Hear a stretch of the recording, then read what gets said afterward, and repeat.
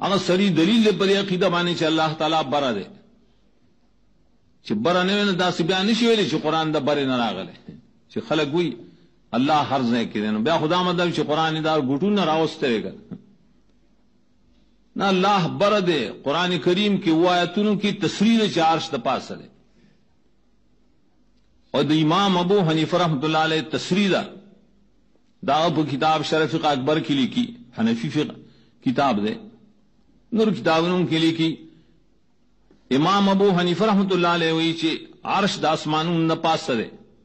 کڅوګ دینه منکری نه کافر دی، نو بیا وی الله تعالی د عرش د پاسه دی، کڅوګ د دینه منکری نه کافر دی.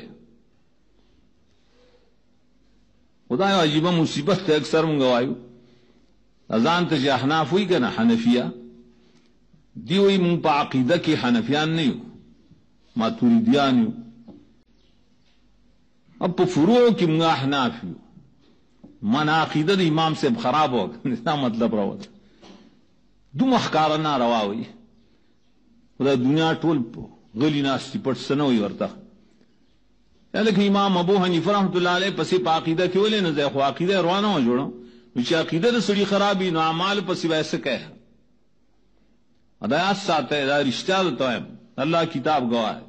دی امام ابو حنیفه پسې په عقیده کې نه دي، په ماتوریدی پسې دي، ابو منظور ماتوریدی یا اور پسې ابو الحسن اشعری. اگر چې ابو الحسن اشعری رسول یا توبه استله صحیح کتابونه لیکلي و امام ابو حنیفه رحمۃ اللہ علیہ ولی په عقیده کې پرې خو ذکر پدی حنفیو کې اکثر معتزله لکه جساس کشاف وغیرہ. معتزله ذکر امام صاحب نے په عقیدو کې خلاف وکړه، په اعمالو کې فروع کې ورسره مرګرو مقلد دا. موږ دا عقیده د امام ابو حنیفه رحمۃ اللہ علیہ دعوا کہ مخکې ما عرض کو کلام د الله تعالی دا لفظیم کلام دے دا اللہ، و کلام دا اللہ مخلوق نہ دے، دا امام ابو حنیفہ رحمۃ اللہ علیہ عقیدہ وانو دا عقیدہ دے چې اللہ دا عرش دا پاس دے،